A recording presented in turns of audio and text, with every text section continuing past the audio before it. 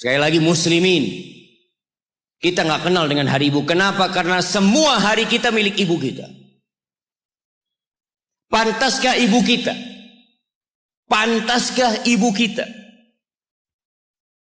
yang hamil kita selama 9 bulan, melahirkan kita, mempertaruhkan nyawanya, menyusui kita, sehingga tubuh kita semua tidak lain adalah darah dagingnya. Dan antum bisa melihat pusar yang ada di perut antum. Antum kalau mandi antum melihat pusar antum. Dari situ antum pernah minum darah ibu antum selama 9 bulan.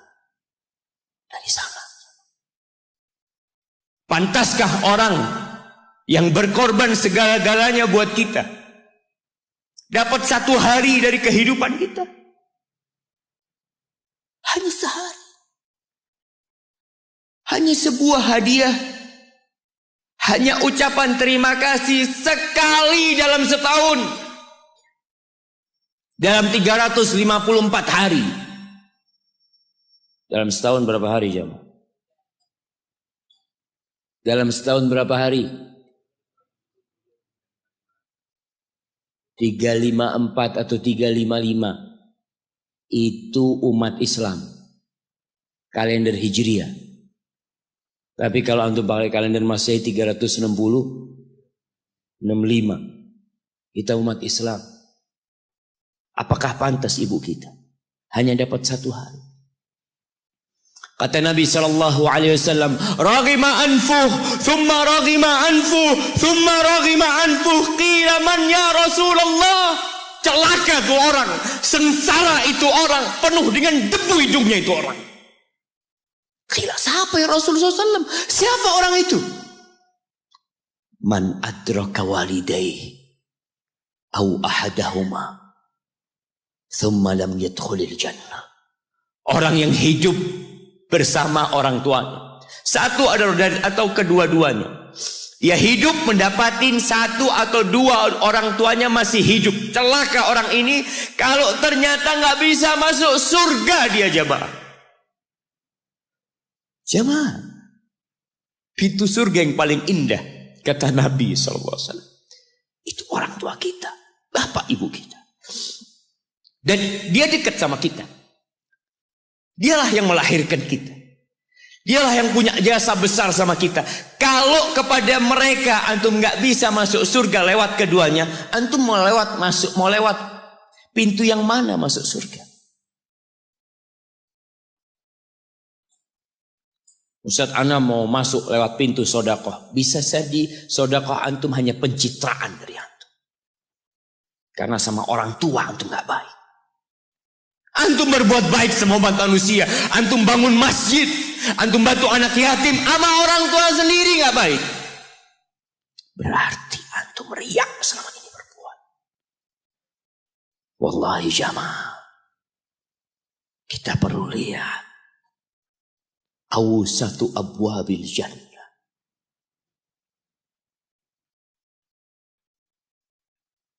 Kata Abu Darda, sami'tu Rasulullah sallallahu alaihi wasallam yaqul. Aku mendengar Rasulullah SAW bersabda, al-walid awsatu abwabil jannah. Orang tua itu pintu surga yang paling indah. Fa in syi'ta fa'adi dzalikal bab aw ihfazhu. Kalau engkau mau, engkau buang itu pintu. Kalau engkau mau, engkau jaga itu pintu. Wallahi jamaah, nggak main-main urusan berbakti sama orang tua. Sebagian umat Islam hidup dengan gaya orang-orang kafir.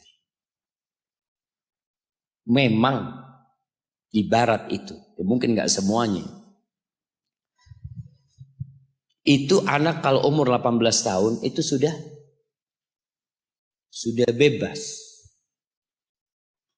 Dia mau berbuat apa, orang tuanya tidak bisa intervensi. Makanya kadangkala ya ada umat Islam di sana jamaah. Di Amerika, anak punya teman dia lagi ziarah ke rumah temannya. dari Jamaika. Dia tanya, mana putrimu Fulanah kemana? Kata bapaknya, nggak tahu. Sudah mau jadi pelacur, mau jadi penyanyi, mau jadi apa. Orang tua sudah tidak bisa intervensi. Itu dalam kehidupan mereka. Dan mereka juga anak-anak tidak ada kewajiban untuk memberikan nafkah kepada orang tuanya. Dalam budaya mereka selesai sudah. Sehingga banyak di sana panti jompo. Tempat orang tua dititipkan di sana. Kenapa? Karena anaknya udah hanya mengingat ibunya setahun sekali. Mengingat, nggak ada hari bapak, ada hari bapak jemaah. Ada. Belum. Ada hari bapak. Di Indonesia ada. Tanggal berapa? Anak kok nggak pernah dapat hari bapak ya? Jamaah. Kunu du'atan wa antum saumitun. Pesan salah satu ulama mengatakan, jadilah kalian penyeru kepada Islam. Juru dakwah dalam kondisi antum diem. Nggak bicara tapi antum pendakwah. Bingung gimana mau jadi pendakwah Ustaz kalau diem. Dikatakan bil akhlak. Dengan akhlak kalian. Ada seorang suami istri bawa ibunya. Kalau nggak salah dari Timur Tengah sana dibawa ke Amerika. Berobat ibunya. Itu yang perempuan itu istrinya. Itu nangis terus jagain ibunya. Di ruang ICU dia nunggu di luar. Dia tungguin ibunya. Suaminya kadang-kala keluar.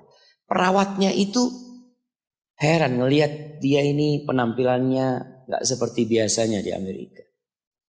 Maka perawatnya penasaran tanya. Anti kok nangis terus, kata dia. Siapa yang sakit ini? Kata perempuan itu, mertua anak, kata dia. Mertua. Anti begitu pedulinya sama mertua anti, kata dia. Ana sama ibu ana sendiri gak tahu kemana ibu ana. Ana hanya ingat sekali dalam setahun ana kirim hadiah buat ibu ana, kata dia. Lalu perempuan ini mengatakan, ana muslimah, kata aku seorang muslim. Apa itu Islam, kata dia. Diceritakan tentang Islam sama dia. Akhirnya wanita ini tertarik untuk masuk Islam. Dikasih buku, berangkat ke Islamic Center, masuk Islam jemaah. Hanya melihat akhlak seorang muslim berbakti kepada orang tuanya. Hanya melihat. Dia nggak bicara apa-apa. Ahibati fillah.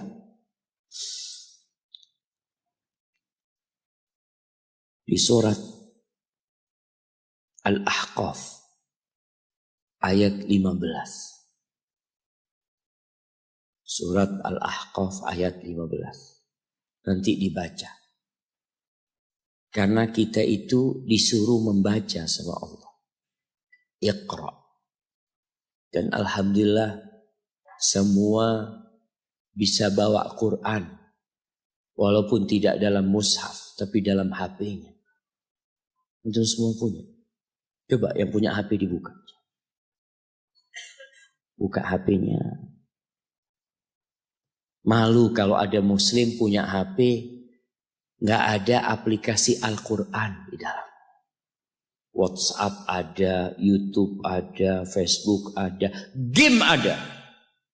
Quran ada. Quran terjemahan. Di mana Pak Ustaz download Quran terjemahan? Subhanallah. Seharusnya pertama antum beli HP yang di download adalah Al-Quran. Allah mengatakan, wa wassaynal insana biwalidayhi ihsana. Kata Allah, kami mewasiatkan kepada manusia, memerintahkan kepada manusia agar berbuat baik kepada kedua orang tuanya. Jadi yang nyuruh antum berbuat baik itu Bukan paman antum, bukan ustadz, tapi Allah. Allah perintahkan kepada kita untuk berbuat baik sama orang tua. Walaupun orang tua antum kafir. Ada sebagian pertanyaan yang kadang kala datang mengatakan, Ustadz, anak ini dibuang sama orang tua anak dulu, Ustadz. Anak punya bapak menceraikan ibu anak. Ibu anak akhirnya bekerja, bapak anak bekerja, anak dititipkan ke kakek dan nenek. Sekarang ketika anak sukses, bapak ibu anak ingin anak berbakti sama dia. Subhanallah, yang nyuruh antum berbakti bukan bapak ibu antum, tapi yang menciptakan antum yang nyuruh antum berbakti. Cukup tubuh antum itu berasal dari darah orang tua antum. Lalu antum berpikir gak mau berbakti sama orang tua. Yang orang tuanya jahat sama dia, merasa dizalimin sama orang tua. Orang tua anak pilih kasih, Ustaz. Orang tua anak seperti ini, seperti itu. Iya, seburuk apapun orang tuamu, tetap itu orang tuamu. Dan Allah nyuruh kamu berbuat baik sama orang tua. Wallahi jamaah, ada seorang syekh cerita dalam salah satu ceramahnya, cerita tentang seorang dokter perempuan di sana, di Arab sana. Ada seorang anak lelaki bawa ibunya. Bawa ibunya masuk ke dokter ini, subhanallah. Ibunya ini gila. Anak-anak muda, belum nikah. Dia bawa ibunya. Nanti ibunya tersenyum sendiri, ketawa sendiri. Masuk ke ruang dokter itu, mejanya dokter diputerin sama ibunya. Anaknya minta maaf, ya dok, kata dia. Sekali-kali nanti ngeliat di televisi dokter itu ada gambarnya Ka'bah. Ibunya ngomong, nak kau, bukan nak ngomong, kamu bohong Mat. Mat kau bohong sama ibu. Katanya mau dibawa umroh ibu, kata dia. Nanti diludahin anaknya, digigit anaknya. Nanti kerudungnya ibunya terbuka, dipasangin lagi.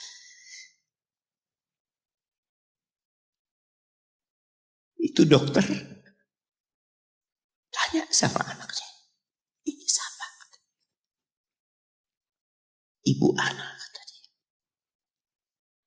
Sejak kapan dia seperti ini? Sejak lahir.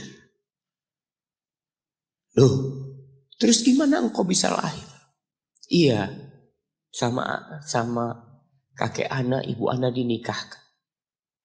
Tapi 10 bulan diceraikan. Ya karena seperti ini Pak, anak lahir dari rahim ibu. Dan seperti ini kelakuan. Iya, kata dia.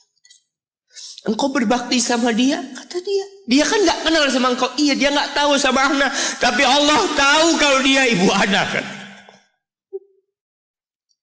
Allah tahu kalau dia ibu anak. Anak harus berbakti. Ditanya, ibumu sakit apa? Ibu kena gula, kata dia. Setelah dikasih resep, itu dokter cerita, pasiennya keluar ditutup pintunya. Dokter ini nangis. Dia mengatakan, ana sering dengar ceramah tentang birrul walidain. Ana sering mendengarkan tausiah ustaz tentang berbakti kepada orang tua. Tapi ana baru sekarang melihat kebaktian seorang anak sama orang tua. Ibunya gila, dia tetap berbakti sama. Dan dia mengatakan, iya ibu anak gak tahu sama anak, tapi Allah tahu kalau dia ibu anak. Dan yang ngasih wasiat supaya kita berbakti sama orang tua itu Allah jemaah. Apapun yang dilakukan orang tua kita.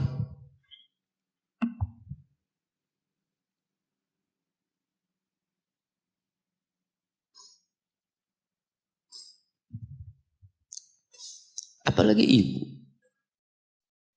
Allah katakan hamalathu ummuhu kurha wa wada'athu kurha. Ibu kita, hamil kita itu dalam kondisi yang yang sulit.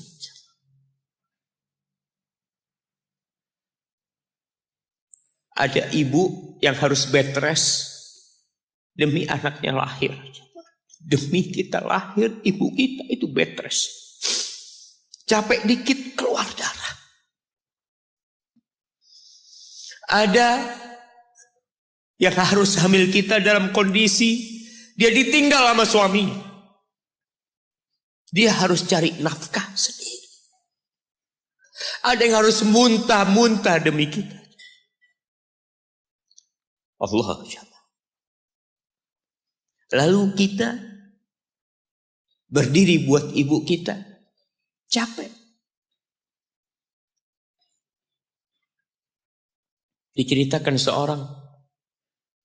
Ya kita semua tahu ceritanya. Tentang 3 orang yang masuk ke dalam gua. Kemudian gua itu tertutup dengan batu yang menggelinding. Lalu mereka bertawasul dengan amal soleh mereka. Salah satunya yang mengatakan, Ya Rabbi, Allahumma, Ya Allah, aku punya 2 orang tua. Aku punya 2 orang tua.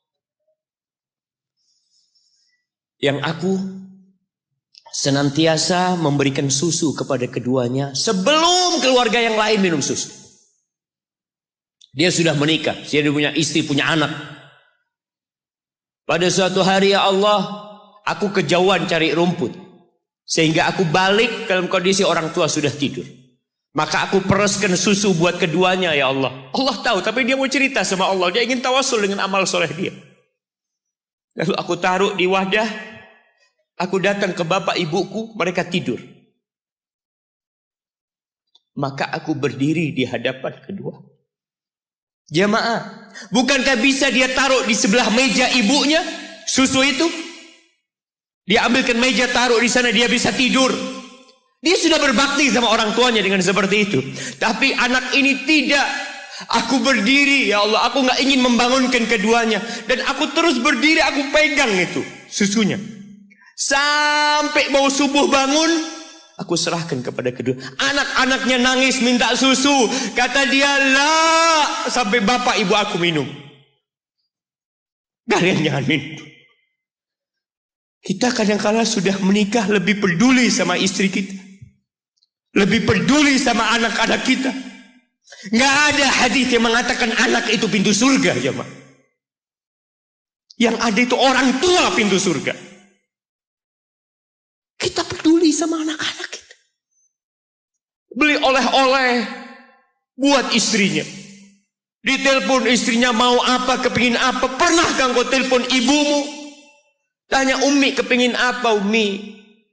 Ana lagi dalam perjalanan, Umi. Jamaah.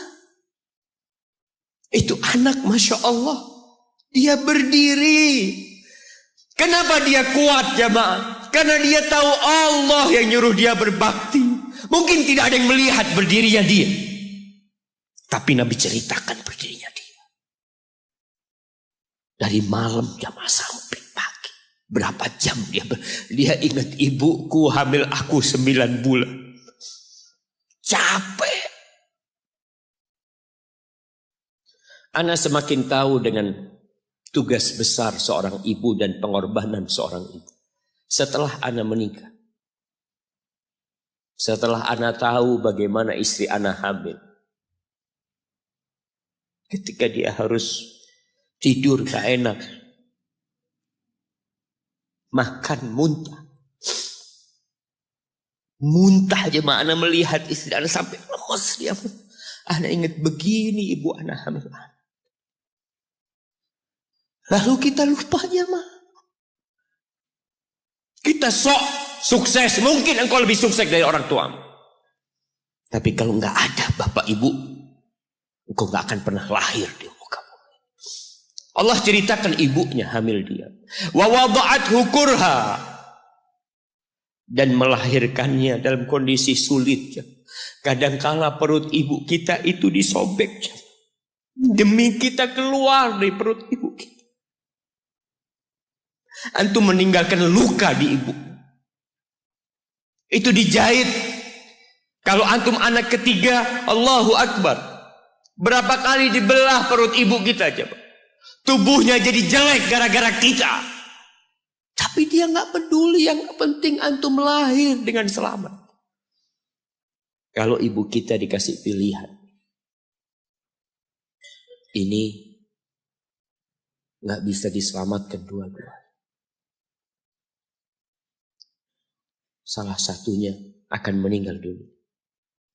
Kira-kira apa kata ibu antum? Iya, nggak apa-apa dok, selamatkan bayinya dok.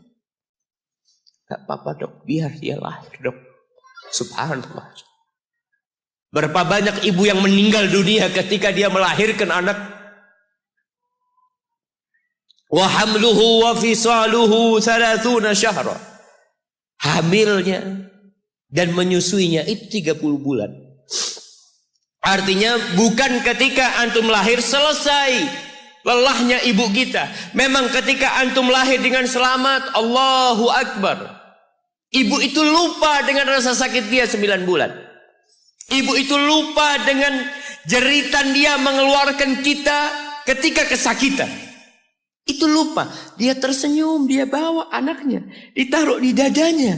Allahu Akbar. Kalaupun ada air mata yang menetes, itu air mata kebahagiaan orang tua dengan hadirnya kita di muka bumi ini. Lalu kita bisa berjalan. Kita nggak bisa apa-apa lahirnya. Allah rekam kebaikan ibu kita.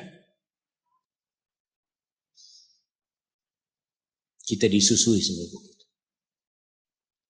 Berapa bulan? 2 tahun. 24 bulan disusui.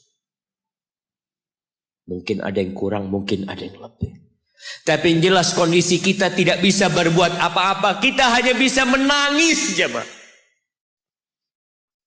Antum lapar menangis, buang kotoran menangis. Siapa yang datang membersihkan kotoran antum? Ibu antum. Yang gendong antum siapa? Ibu antum. Dia susui.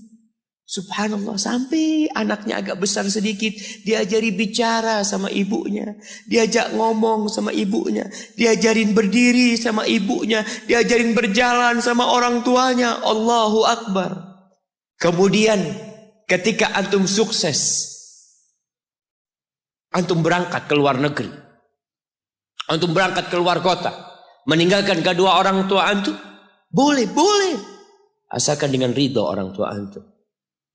Kalau ibu antum telepon, antum di Batu sini, kuliah, sampai sukses jadi pengusaha di sini. Ibu antum di kampung telepon, nah ibu ingin engkau balik ke kampung. Jangan pernah mengatakan, bu anak kerjanya di sini ibu.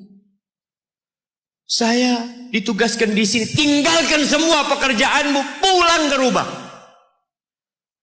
Ustaz, gimana dengan istri dan anak-anak anak? Yang ngasih makan istri sama anak-anak antum itu Allah Jalla Jalla. Bawa pulang ke kampung. Hidup sama ibu antum. Jamaah, ada seorang sahabat yang izin untuk berjihad. Izin untuk mendapatkan surga yang paling tinggi. Izin untuk bisa memberikan syafaat kepada 70 dari keluarganya. Kalau dia mati syahid, dia datang kepada Nabi SAW, ditanya, bapak ibumu hidup? Iya, kata dia, pulang engkau ke sana. Fazammal jannah, di sana ada surga. Ilzam rijlaiha, engkau tetap di kaki ibu. Ini mau jihad, bukan mau cari fulus jemaah. Bukan mau cari kenikmatan dunia, dia mau cari surga. Tapi pintu surga yang paling baik orang tua dapat jauh-jauh. Jemaah, Allah, ketika antum nangis di kasur ibu, di dapur lagi masak, dimatikan kompornya, dia datang jumpai antum. Antum lihat, anak sering lihat ketika kajian, bagaimana seorang ibu yang gendong anaknya yang nangis. Dia ingin dengarkan kajian, tapi engkau menghalangi dia untuk mendengarkan kajian dengan baik. Dia harus gendong. Kadang-kadang nggak boleh deket-deket kajian, yang bawa anak tempatnya lain, dan dia nurut. Engkau ganggu hidup dia dari sejak engkau lahir. Kemudian setelah engkau dewasa, engkau gak berbakti sama ibu. Lupa dengan wa hamluhu wa fisaluhu 30 syahr. Di masa Umar bin Khattab, ada seorang yang datang kepada Umar mengatakan, "Ya Amirul Mukminin, aku ini jadi kendaraan buat ibu. Aku ini yang membersihkan kotoran ibu. Dan aku palingkan wajahku. Ibuku sudah lumpuh, gak bisa apa-apa. Dan aku berusaha untuk berbakti sama dia. Aturani qad jazaituha. Gimana menurutmu? Apakah aku sudah balas kebaikan ibuku?" Kata Umar, "La," kata dia. "Enggak, belum. Ya Amirul Mukminin, bukankah aku sekarang ini telah berbuat kepada ibuku seperti ibuku berbuat kepadaku waktu aku kecil?" Artinya sama pekerjaannya sekarang ini. Aku yang menyuapin ibuku, aku yang membersihkan ibuku, yang mengantarkan dia ke kamar mandi. Semua yang pernah dilakukan ibuku, kira-kira sudah aku lakukan semua sekarang. Kata Umar, enggak sama, kata dia. Ibumu waktu merawatmu ketika engkau kecil, ibumu berharap engkau bisa hidup. Sedangkan engkau sekarang merawat ibumu ketika sudah tua sakit-sakitan, engkau berharap ibumu mati. Allah, iya, kita kadang-kala merasa lelah merawat ibu yang sudah tua. Merasa kadang-kala, ya Allah, kalau ibu ini meninggal insya Allah lebih baik. Antum mau istirahat. Allah, iya, belum. Suatu hari tatkala Abdullah bin Umar tawaf, ada seorang yang menggendong ibunya. Sambil dia bersenandung mengatakan, "Inni anal ba'iru hal mudhallalu in udhirat rikabuha lam udhar." Aku ini adalah tunggangan ibuku yang taat dan patuh. Kalau tunggangan-tunggangan lain itu dikagetin, kaget. Aku tidak pernah membuat ibuku kaget di atas punggungku. Lalu bertemu dengan Abdullah bin Umar bin Khattab. Ia bertanya, "Kira-kira aku sudah balas enggak kebaikan ibuku? Aku ini bawa ibuku dari Yaman. Dari Yaman. Mungkin 2000 kilometer. Dia gendong ibu. Sampai melaksanakan ibadah haji semua dia di punggung, ibunya di punggungnya. Dia tanya, aku sudah balas enggak kebaikan ibuku?" Apa kata Abdullah bin Umar bin Khattab? "Wala bitalqatin min talaqat." Rasa sakit ibumu ketika dia mengeluarkanmu, yang ibu itu kesakitan, satu rasa sakitnya belum engkau balas. Bagaimana dengan kebaikan dia yang lainnya? Tapi engkau telah berbuat baik kepada ibu. Maka kita nggak boleh merasa sudah berbuat baik sama ibu kita. Apalagi merasa sudah balas budi. Na'udzubillah min dzalik. Ridallah fi ridal walidain. Keridhaan Allah bergantung kepada keridhaan orang tua kita. Wa sukhtullah fi sukhtil walidain. Dan kemurkaan Allah bergantung dengan kemurkaan kedua orang tua kita. Wa an a'mala salihan tardah. Bantulah hamba untuk beramal soleh yang kau ridhain. Wa aslih li fi dzurriyyati. Dan perbaiki aku di anak keturunanku, ya Allah. Jamaah, balasan untuk orang yang berbakti kepada orang tuanya kontan Allah bayar di dunia sebelum di akhirat. Balasan buat orang yang durhaka sama orang tuanya kontan nih dibayar di dunia sebelum di akhirat. Ma min dzambin ahaqqu an yu'ajjilallahu lahul uquba fid dunya ma'a ma yudakhiru lahu fil akhirah minal baghi wa qati'atir rahim wa fi riwayah wal uquq. Tidak ada dosa yang lebih pantas untuk dibalas di dunia sebelum di akhirat nanti daripada kezaliman dan kedurhakaan kepada orang tua. Jadi kalau bicara berbakti sama orang tua, itu bukan kita ngasih tahu sama anak kita, "Nak, kamu harus berbakti sama orang tua, nak. Kamu harus seperti ini pada orang tua." Nggak perlu. Anak-anak itu perlu contoh dari bapak dan ibu. Berikan contoh, dia akan berbakti. Ingat seorang anak yang dia tinggal sama bapaknya. Bapaknya tinggal sama dia. Bahasanya bapaknya tinggal sama dia. Berarti bapaknya ikut dia. Bukan dia yang ikut bapak. Sudah tua bapak. Istrinya kurang suka sama bapak. Ya udah tua ngerepotin. Akhirnya istrinya usul. Gimana kalau bapak ditaruh di atap? Jadi rumah itu ada atap, ada kamar biasanya di sana di Arab sana. Akhirnya si suami nurutin istri. Mengatakan, ayah keberatan enggak kalau tinggal di atas? Oh enggak apa-apa nak, yang penting kau seneng nak. Bayangkan. Wallahi orang tua kita itu. Yang penting anaknya bahagia. Akhirnya dipindah ke atas. Tiap hari bapaknya ini dikirimin. Pakai piring dari plastik. Plastik apa seng nggak lupa. Kirimin ke atas makan ya, nanti bajunya dicuci. Pokoknya nggak kumpul sama cucu-cucunya. Seakan-akan diasingkan di sana.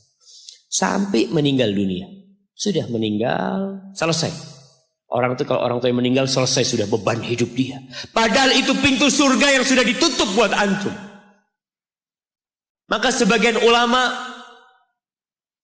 ketika ibunya meninggal menangis. Ditanya, "Kenapa kau menangis seperti ini?" Kata dia. "Gimana aku tidak menangis? Pintu surga terbaik udah tertutup buat aku," kata dia. Udah selesai. Aku belum berbakti sama dia sudah meninggal. Akhirnya ketika meninggal dikubur, bapak anaknya ini mau bersih-bersih kamar bapaknya. Bersama anak dia. Bersih-bersih, sudah dimasukin kantong hitam ya. Macam-macam. Ketika piring tempat anaknya ini ngirim makanan buat bapaknya. Mungkin cucunya juga ngirim buat bapaknya. Mau dibuang. Kata anaknya, ayah, jangan ayah. Buat aku ayah. Kata dia. Kenapa nak? Buat apa piringnya? Iya ayah. Nanti kalau ayah sudah tua, aku akan pakai ini buat ayah. Anaknya anak kecil gak tahu apa-apa aja. Dia pikir itulah berbakti sama orang tua. Dia ingin mengulangi apa yang dia lihat, dia ingin praktekkan sama bapak. Bukan karena dia ingin durhaka, bukan. Karena dia berpikir itulah kebaktian jemaah. Ketika si anak ini melihat anaknya mengatakan itu, dia nangis dia jemaah. Dia ciumin baju bapaknya yang ada di sana. Selesai sudah jemaah. Selesai. Pintu surga itu sudah ditutup buat antum. Maka gak perlu antum kasih ceramah anak antum tentang berbakti. Antum minta sama Allah, perbaikin di anak keturunanku ya Allah. Iya. Agar mereka berbakti, bermanfaat. Buat kedua orang tuanya, buat negeri ini, buat agamanya. Tapi tidak hanya dengan omongan. Kalau seorang ayah suka duduk sama ibunya, pijetin kaki ibunya. Antum suka ambilin sandal buat bapak antum. Kadang-kala kan orang kalau pakai sandal masuk rumah itu sandalnya ngadep ke rumah. Antum suka belokin. Antum keluar dari masjid, sandal bapak antum lurusin. Antum gak usah suruh anak antum melakukan itu sama antum. Dia akan lakukan itu sendiri. Birrul walidain, berbakti kepada ibu khusus. Itu bukan ceramah yang disampaikan. Bukan pidato yang disampaikan oleh seorang orator. Enggak. Tapi sesuatu yang kita praktekkan dalam kehidupan. Inni tubtu ilaika wa inni minal muslimin. Ya Allah, aku tobat ya Allah. Aku mohon ampun kepadamu. Aku termasuk orang-orang yang berserah diri kepada. Jamaah, man ahqun nas bi husni sahabat. Siapakah manusia yang paling pantas mendapatkan kedekatan kita sama dia? Sahabati. Bukan hanya servis dari kita. tapi pendampingan dari kita. Kita lebih sering duduk sama sahib-sahib kita. Ini ketika sahabat bertanya, siapa ya Rasul sallallahu alaihi wasallam? Qala ummuk, ibumu. Qultu thumma man? Setelah ibu siapa? Ummuka, ibumu lagi. Qultu thumma man ya Rasulullah? Iya, aku tahu ibu. Kemudian ibumu lagi. Qultu thumma man? Thumma abuk, baru bapakmu, baru orang yang dekat lainnya. Bayangkan Rasulullah sallallahu alaihi wasallam ya, sampaikan ini kepada ya aktivis gender yang mengharapkan persamaan lelaki dengan wanita. Di dalam agama kita wanita diletakkan 3 kali di atas laki-laki dalam kebaktian. Bukan sama bapak, tidak. Maka bapak jangan pernah iri ketika melihat anaknya lebih cinta sama ibunya, lebih berbakti sama ibunya, karena itu syariat Allah Jalla Jalaluh. Iya, kita tetap berbakti sama bapak kita. Tapi ibu kita, kenapa kok ibu 3 kali? Bapak tidak ikut hamil. Rasa lelah ibu tidak pernah dirasakan bapak. Bapak tidak ikut melahirkan. Dia tidak pernah merasakan rasa sakit melahirkan. Bapak tidak pernah menyusuin. 3 ini pekerjaan ibu. Sehingga ibu dikasih tempat yang lebih tinggi. Bihusni sahabati. Dengan pendampingan kita. Dengan kebaikan kita. Ibu kita. Maka berusaha jamaah untuk sering-sering kumpul sama ibunya. Tadi kalau antum keluar kota, Masya Allah jamaah, anda bertemu dengan seorang lelaki yang sudah tua dia. Hampir 60-an. Ketemu di pesawat dari Jember ke Surabaya. Dia datang, dia cium tangan anak ngomong, afwan nih kata dia. Anak yang lebih pantas cium tangan antum, anak ngomong. Dia cerita, Ustaz. Anak itu sering dengar ceramah Ustaz, tapi nggak peduli. Sampai suatu hari, anak dapat kiriman video tentang berbakti sama ibu. Anak punya ibu sudah 70 tahun, Ustaz. Ada di Jember. Anak kerja di Jakarta. Anak ingin ibu ke Jakarta, ibu nggak tahan, ibu minta di Jember. Anda minta ridhonya, ibu ridho, anak tetap kerja di Jakarta. Anak dulu pulang Ustaz, ya kalau ada acara, ada yang menikah, Idul Fitri, Idul Adha pulang. Tapi sekarang sejak anak mendengar ceramah Ustaz tentang berbakti sama ibu, anak sebulan 3 kali pulang ke Jember. Ustaz. Duit bisa dicari, tapi ibu kalau mati, antum akan menyesal. Antum gak bakal ketemu lagi. Akan datang satu saat antum hanya ingin melihat wajah ibu antum. Gak ada lagi. 3 kali dia jamaah. Jangan takut duit antum habis untuk berbakti sama ibu. Jangan berpikir kalau uang untuk beli tiket terus Ustaz habis. Ya Allah, antum gak percaya sama Allah. Rasul sallallahu alaihi wasallam mengatakan, man ahabba ayyubsata lahu fi rizqih wa yunsa' lahu fi athari falyasil rahimah.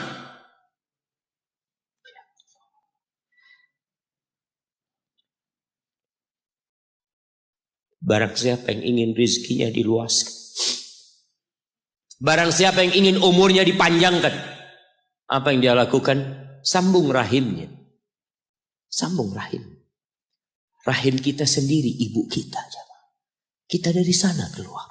Itu yang paling berhak mendapatkan kebaktian kita. Antum jangan takut kehabisan waktu. Ketika antum berbakti sama orang tua, Allah berkahin waktu antum. Jangan takut duit antum habis, Allah lipat gandakan apa yang antum keluarkan. Tapi kadang-kala kita nggak yakin. Kita berpikir hitung-hitungan, aduh anak kalau ngasih orang tua berangkat pulang berapa, kalau dihitung aduh nggak masuk Ustaz hitungannya. Antum biarkan malaikat yang itu. Kiraman katibin ya'lamuna ma taf'alun. Allah tuh punya malaikat-malaikat mulia yang tugasnya mencatat. Dia tahu dengan apa yang antum kerjakan. Biarkan mereka yang mencatat. Biarkan mereka yang menghitung. Wallahi jamaah, kita tuh disuruh dekat sama orang tua kita. Apalagi kalau orang tua kita minta. Kalau enggak, ya mungkin dia ridho jauh. Tapi jangan dipikir dia suka antum jauh dari dia. Maka sebagai bentuk kebaktian anak, tetaplah antum dekat sama orang tua. Yang terakhir, di surah Luqman, ketika Allah mewasiatkan agar kita berbakti sama orang tua kita. Lalu Allah mengatakan, wa in jahadaka ala an tusyrika bi ma laysa laka bihi ilm fala tuti'huma. Kalau kedua orang tuamu memaksamu untuk melakukan kesyirikan, melakukan kekufuran, jangan taat kepada keduanya. Fala tuti'huma, jangan taat, jangan patuh. Tapi setelah itu Allah mengatakan, wa sahibhuma fid dunya ma'rufa. Sahibhuma, jadikan orang tua antum sahib antum. Temanin dia, jangan ditinggal. Kebanyakan di antara kita berkata, Ustaz, abah ana belum dapat hidayah, ibu ana belum dapat hidayah. Pertanyaannya, antum hidup di mana, ibu antum hidup di mana? Ana hidup di Jakarta, ibu ana hidup di kampung, orang tua ana hidup di kampung, antum setahun kali pulang. Kata Allah, sahibhuma fid dunya ma'rufa. Ini yang kafir. Temanin keduanya dalam kondisi penuh dengan kebaikan.